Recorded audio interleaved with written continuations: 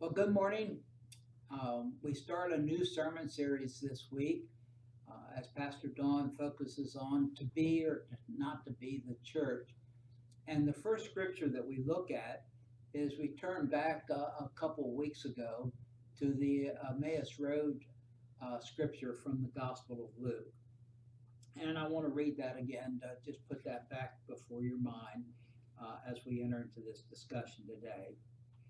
On that same day, two disciples were traveling to a village called Emmaus, about 7 miles from Jerusalem. They were talking to each other about everything that had happened. While they were discussing these things, Jesus himself arrived and joined them on their journey. They were prevented from recognizing him. He said to them, "What are you talking about as you walk along?" They stopped, their faces downcast. The one named Cleopas replied, "Are you the only visitor to Jerusalem who is unaware of the things that have taken place over the last few days?" He said to them, "What things?" They said to him, "Things about Jesus of Nazareth. Because of his powerful deeds and words, he was recognized by God and all the people as a prophet. But our chief priest and our leaders handed him over to be sentenced to death, and they crucified him. We had hoped that he was the one who would redeem Israel. All these things happened 3 days ago. But there's more. Some women from our group have left us stunned. They went to the tomb early this morning and they didn't find his body. They came to us saying that they had seen a vision of angels who told them he is alive. Some of those who were with us went to the tomb and found things just as the woman said. They didn't see him." Then Jesus said to them, "You foolish people, your dull minds keep you from believing all that the prophets talked about. Wasn't it necessary for the Christ to suffer these things and then enter into his glory?" Then he interpreted for them the things written about himself in all the scriptures, starting with Moses and going through the prophets. When they came to Emmaus, he acted as if he was going on ahead. But they urged him, saying, "Stay with us. It's nearly evening, and the day is almost over." So he went in to stay with them. After he took his seat at the table with them, he took the bread, blessed and broke it, and gave it to them. Their eyes were open and they recognized him, but he disappeared from their sight.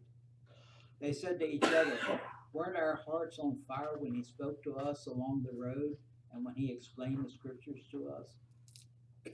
Then they got up right then and returned to Jerusalem. They found the 11 and their companions gathered there. They were saying to each other, "The Lord has risen. He appeared to Simon." Then the two disciples described what had happened along the road and how Jesus had been made known to them as he broke the bread. Now, Emmaus was a community that was about 7 miles away from Jerusalem. And as I mentioned before, some recent archaeology in the past year, as they were looking into some Roman ruins, they discovered the village of Emmaus under these ruins. And it was right where Scripture had said it would be, about 7 miles from Jerusalem. They weren't looking for it, but another confirmation of the accuracy of our Scriptures and what is recorded there for us. Only one of the disciples is named Cleopas. The other disciple is unnamed.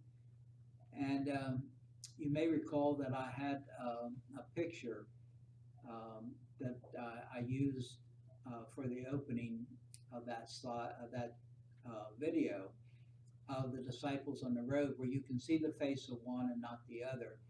And often, as I think about this, I become that disciple that's unnamed and his back is to you in that picture, walking along with Cleopas and Jesus.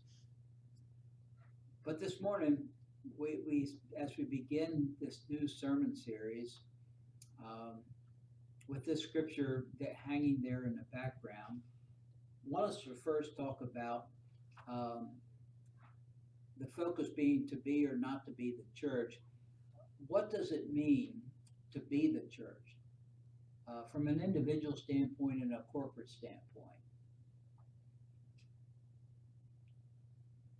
What's your idea of what the church should be? Well, the stated purpose of the church, I guess you'd say. Well, on the United Methodist Church is to make disciples of Jesus Christ for the transformation of the world, and if we're not doing that, we're not doing anything. Okay? To make disciples and transform the world. I think caring for those less fortunate, feeding the hungry, clothing the ones that have no clothes. That was certainly a part of Christ's ministry, is for those less fortunate were the ones that he was reaching out to.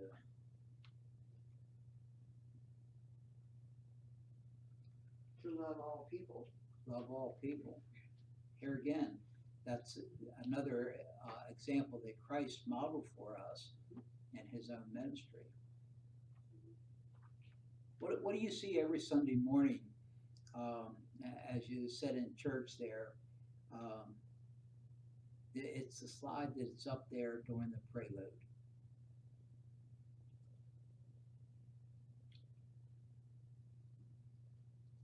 Really makes an impression, huh?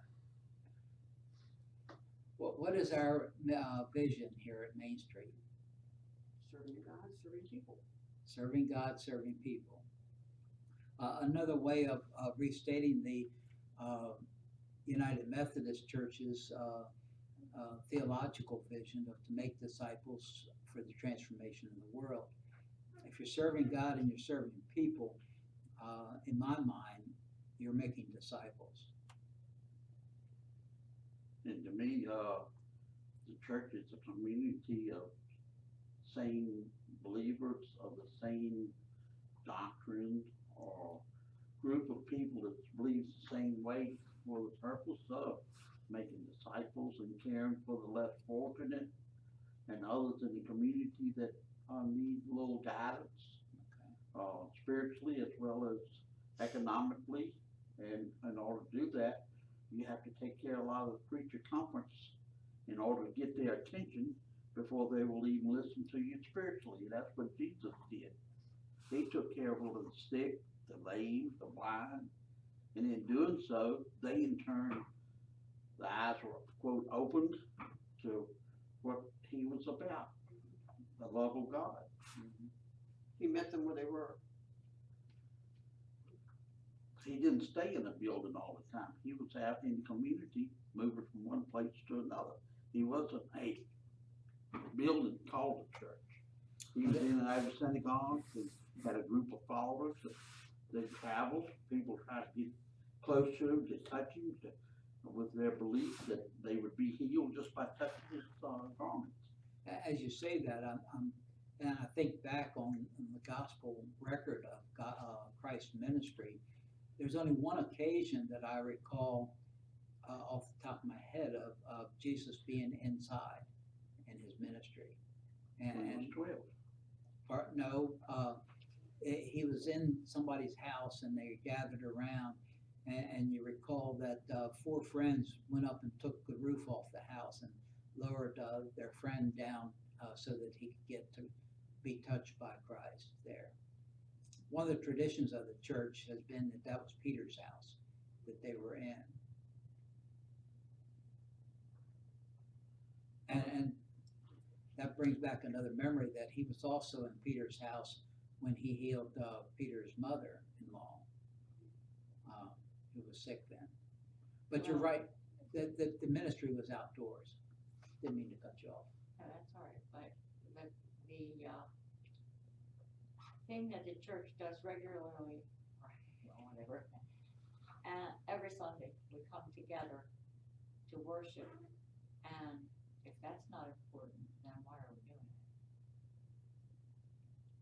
I mean, I think it is important.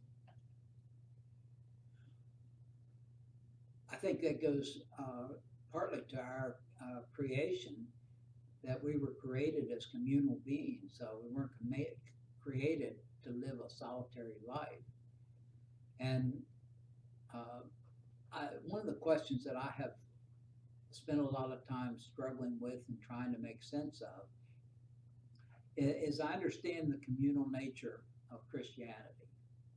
And my own life of faith has always, the things that have moved me forward have been communal. They've not been private moments off in some meditative, doing some meditation or anything. They're always been communal. And yet you have those early church fathers who went out into the desert and lived a solitary life all by themselves.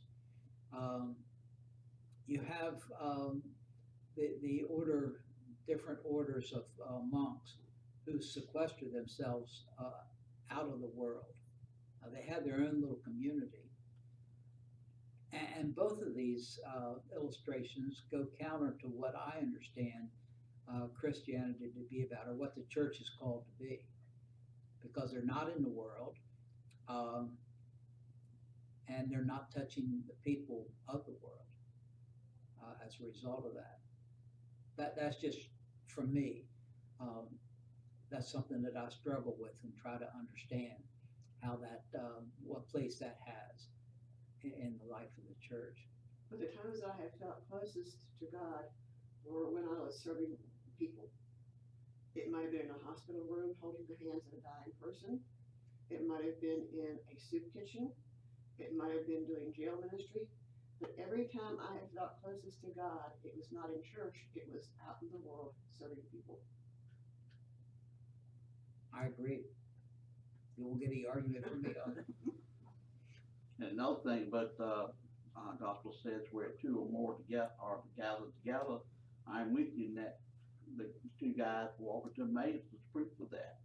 He appeared along with them, and they didn't realize who it was walking with them at the time, but he was with them, and they were talking about church business, but the life of Jesus. So even if today, if you meet somebody and start a conversation, sooner or later you're going to get down to what you might believe, or what your religion might be, or what do you think about, helping with this organization or this organization? Do we know anybody that needs some help? Can we get together and get some other people to help us to, alleviate some problems in their lives? Well, but the only thing here is, I'm not disagreeing with you, but on the other side, the people who are contemplatives are just not something that United Methodists generally think of. I mean, being. I mean, I know, what's her name? Ken's wife. Gene Horn. Yeah, Jean Horn. She's a contemplative, and she's a Methodist, but mostly, we don't think that way, but that doesn't necessarily mean they're not. I mean, people who are in sequestered communities often go out into the community and do work among the poor or the sick. And even if they don't, there is the prayer aspect, which I don't think any of us would discount. I'm No. just saying it's another way. Right. As you were saying that about prayer, a story that I heard about revival in England, that they were asking people to be a part of it, and this one woman who was bedridden at home was troubled about not being able to be a part of that, and the pastor told her that there was one very important thing that she could do, and that was to pray.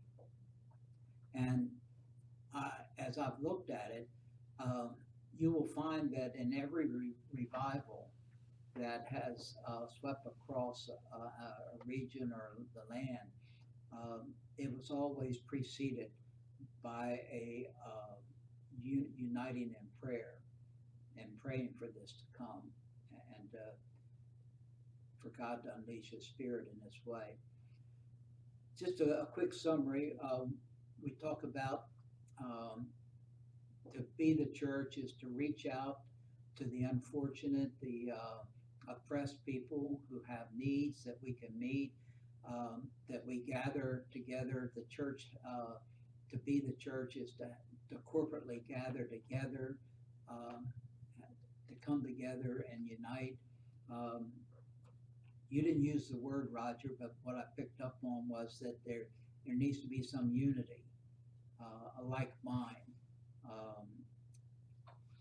some harmony there, in order for the church to do the work. And I think that also that harmony is there for others to see, and that's important that they see that. What just hit me was when you say that, but that little song, I am the church, you are the church, we are the church together. Yeah. All around the world. Well, let's flip that over into this, going back to last week and the dreams that we have to have. What kind of dreams do you have for Main Street United Methodist Church for 5 years? Look down the road for 5 years. What would you like to see here? Overflowing with youth and children. Youth and children, okay. For those of you that are at home, I'm going to ask you to either email me or text me with the contact information that'll be there at the end. I want to compile, as we go through this, I'm going to come back to this each week, because I want to compile a list and have that there to just to record, and to be able to look back on. What the dreams. Yeah, the vision here. So children and youth. It takes dreams to become reality. Okay, what's your dream? So Got to have a, in order for I a know. reality to result, you Right. have to have a have dream. a dream, right? I'm just so throwing that out there. Well, I had a dream, I was trying to keep everybody warm, and it's been going on for 21 years, so we have been doing the wood ministry. Started up the apple cleaning in '86, so Yeah. that went nationwide, so that's going all over the nation now with Society of St. Andrews with the apple cleaning part. So I've done a little bit all along just by asking the question, what would you do with dropped apples? What would you do with the wood that's laying around rotting? And it just takes one question, and if somebody's receptive, they'll say yes. Well, then you mention that to a couple other people, and boom, you've got a project going on. You got people involved. I think that's interesting there, that dreams are the result of questions, the answer to questions. You started to say something. oh yeah, my dream is, besides the big one's children, right after that, choir like we used to have. To rebuild the choir. How about choirs? Yeah, right. We And you used had to a have children's children choir and that was youth pretty good and size also. 2 bell choirs and And an older group.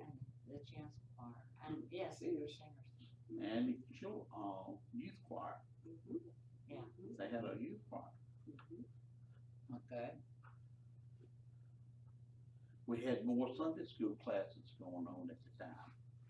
We need to get more smaller groups reinvented or brought back together so that we can get more age levels involved that they can relate to each other rather than, I know intergenerational groups are good, but a lot of people want to have somebody quote in their own age group to respond to.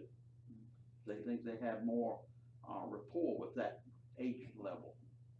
I want to share a big wild dream that I've had for some time. As I've worked with the district superintendent for a couple of years after my retirement, and the vision that he and I shared in my going to work for him was that we find a way that churches can see each other as partners, rather than competitors in ministry. And out of a workshop that I attended in the Hinton Rural Life Center, so I was coming back down out of the mountains, coming home. I had this vision, this dream that I can't remember what triggered it out of the weekend that I was up there. But we have Main Street Church here in Bedford. In the surrounding area, you have to go all the way to Forest or to Menita before there's another Methodist church in the same size range as Main Street.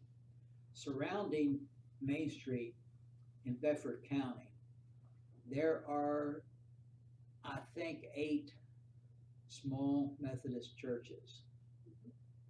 And every one of those churches is struggling. Now even more than they were when I originally had this dream. What if Main Street became the mother church and these little Methodist churches became mission outposts? And that we developed a ministry here at Main Street, developing lay speakers, lay ministers, who would take on the burden of ministerial support for these little churches that would free them from the financial burden that they have of supporting a pastor. That we use our office resources here at Main Street to provide office services for these little churches around, and maybe get a minimal payment from them to offset the cost of that. But would it not be possible for these communities to flourish even, rather than to have the financial burdens that they have of trying to exist in the way that they are? That's my dream, that we develop that kind of ministry. Well, we'll come back to this each week, and as I said, for those of you that are watching online, I really want to hear from you. If you would text me or email me to hear what kind of dreams that you have, and also the first question of what it means to be the church as we move on through this series. We will be looking at this through the next 5, 6, 7 weeks. I think it's 6 weeks, up to Pentecost Sunday. And then there will be a short series after that as we move on through the end of June there.